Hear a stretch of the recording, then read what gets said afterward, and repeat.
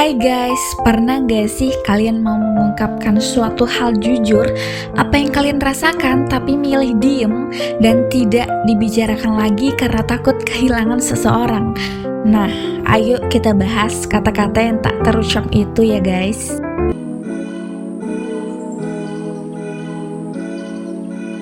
Selamat datang di audio kehidupan.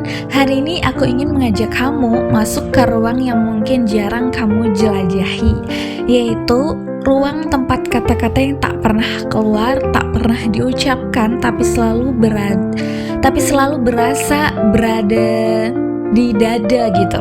Ruang yang penuh diem, tapi justru paling berisik sebenarnya guys. Banyak dari kita bukan tidak bisa bicara, kita hanya tidak tahu bagaimana untuk memulainya.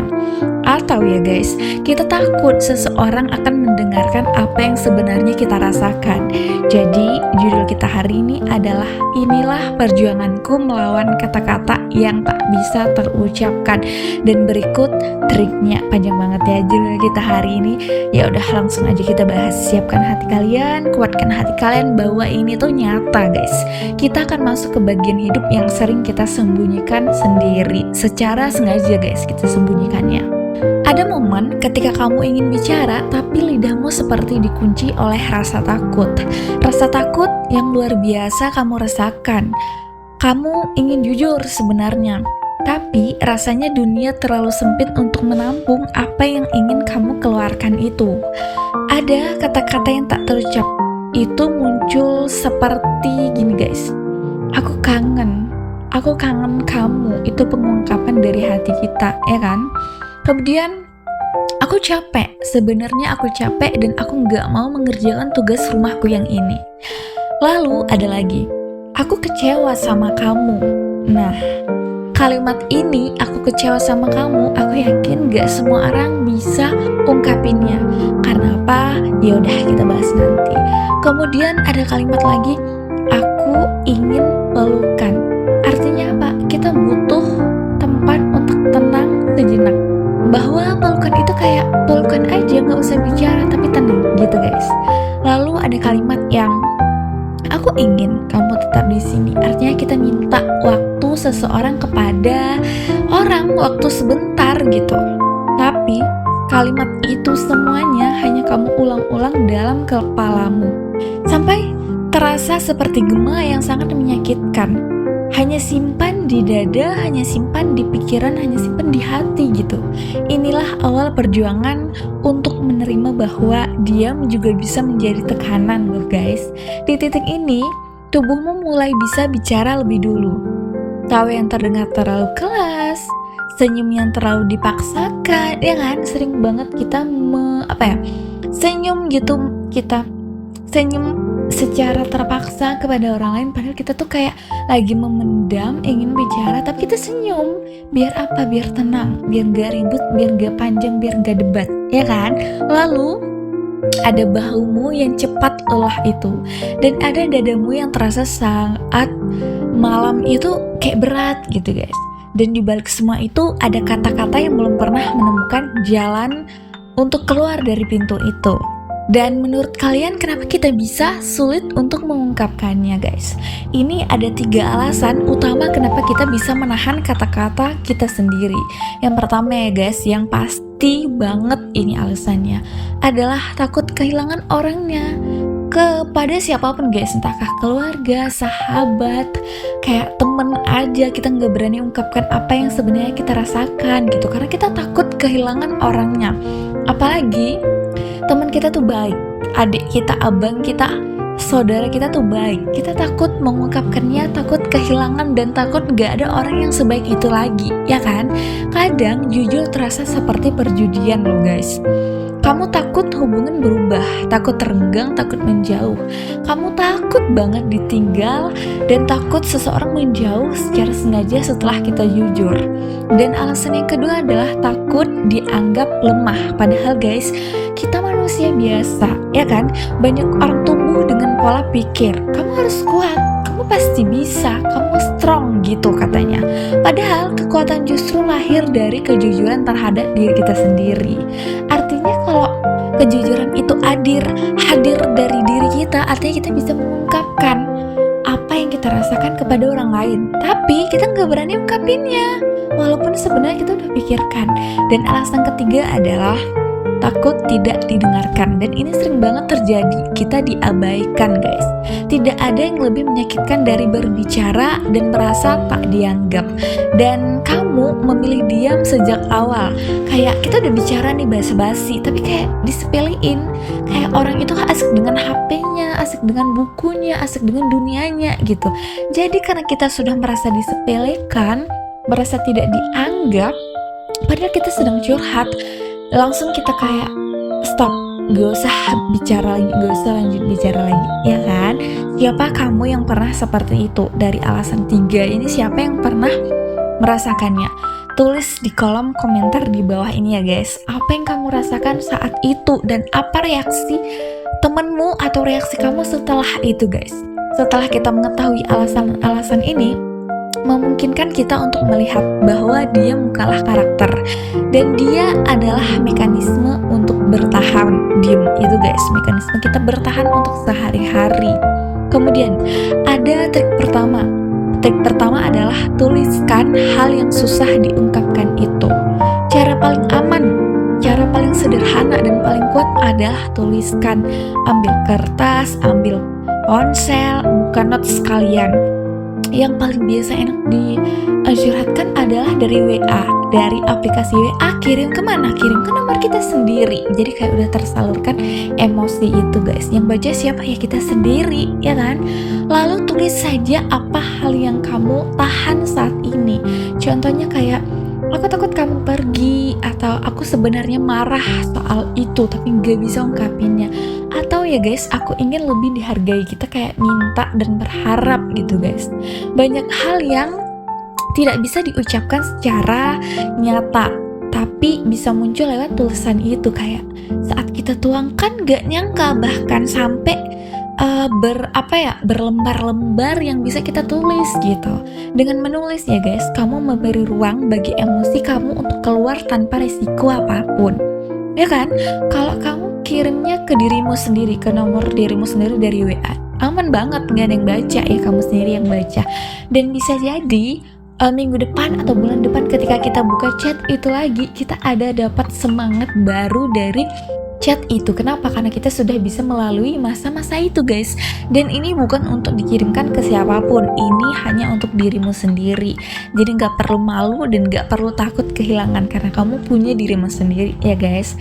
Kadang kamu akan kaget, begitu ditulis sesaknya berkurang. Dan itu benar guys. Trik yang kedua adalah kenali emosi di balik kata-katanya guys. Kata-kata yang tak terucap itu seringkali hanya gejala doang.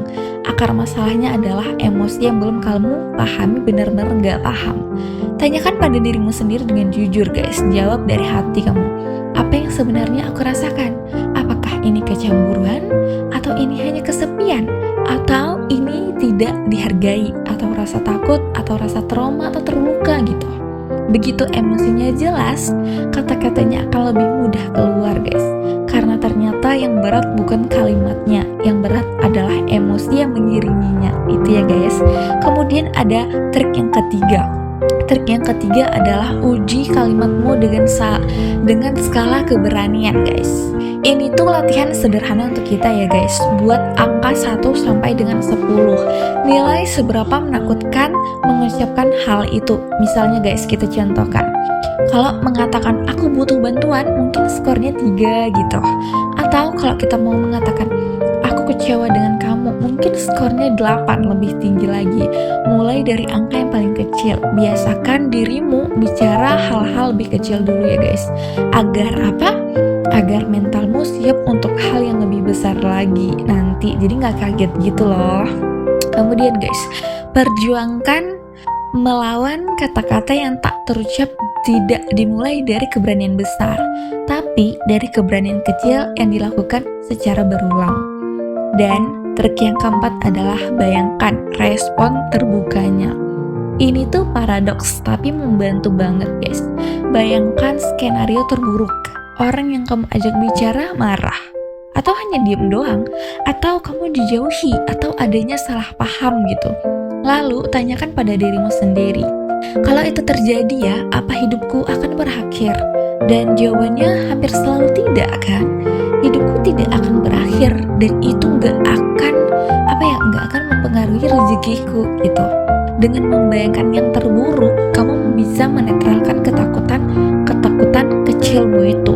Seringkali kita tidak berani bicara bukan karena kenyataannya pahit kan, tapi karena bayangan kita sendiri terlalu besar.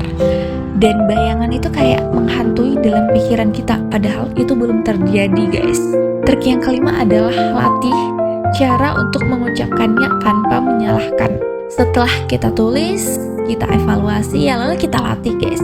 Gunakan pola sederhana seperti ini. Aku merasa, saat, dan aku berharap.